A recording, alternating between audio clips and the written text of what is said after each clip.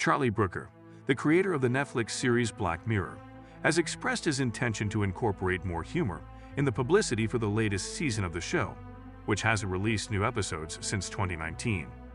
Theoretically, it's not a horrible concept. In a renownedly depressing anthology series, a little humor can go a long way. Some of the strongest episodes since the show's transition to Netflix in Season 3 can be attributed to Brooker's growing tonal versatility.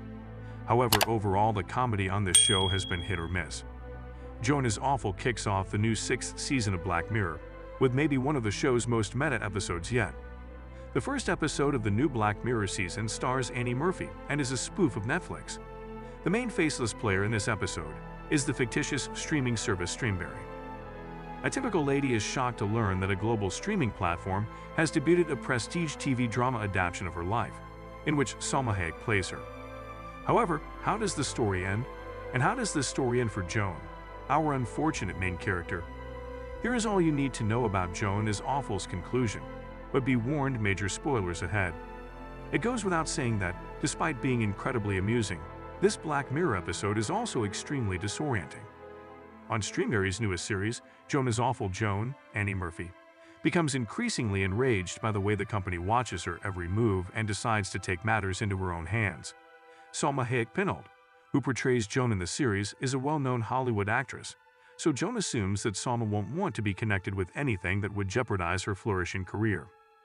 So Joan consumes a bunch of hamburgers, takes laxative medication, dresses as a cheerleader, and then enters a church to urinate in the middle of a wedding ceremony, in a maneuver that is all too similar of a certain scene from Bridesmaids. Naturally, Salma performs the same action in the same scene on the Streamberry show. Salma then complains to her attorneys about how Streamberry is using her image, but they inform her that the contract for the image rights she signed specifically states that it covers any actions or behaviors by Joan up to and including and beyond defecation. Salma, who is now also enraged with Streamberry, pays Joan a visit at her house. Together, the two women come up with a plan to take down the server and computer equipment next to Streamberry CEO Mona Javadi's, Laila Farzad, office. Salma arrives at the workplace, claims to have to use the loo, but actually lets Joan in through the back door. While Mona is conducting an interview about the future of Streamberry, they dash to the server room. Mona mentions that the computer they're looking for is just down the corridor on the left, while Joan and Salma are listening to the interview. The quantum computer, according to Mona, can will entire multiverses into existence, and then creates fully edited programs, which typically take months to create. She emphasizes that personal content in each Streamberry user's very own Joan is Awful show will be used to take this concept global. When Salma and Joan escape from Mona's office, Bep Michael Sarah is in charge of the computers that follow Joan around. Bep, who is perplexed as to why she appears on the television, explains that it is because the Joan underneath her sees Annie Murphy's version of Joan when she watches the show. "You're not the original Joan," he explains. "That's Joan, the source. You are a version of Joan." Then he shows Annie the actual Joan and tells her, "You're a version of Joan, played by a digital likeness of Annie Murphy." He then shows the film of Source Joan in actuality after displaying footage of Annie on the red carpet and mentioning Schitt's Creek.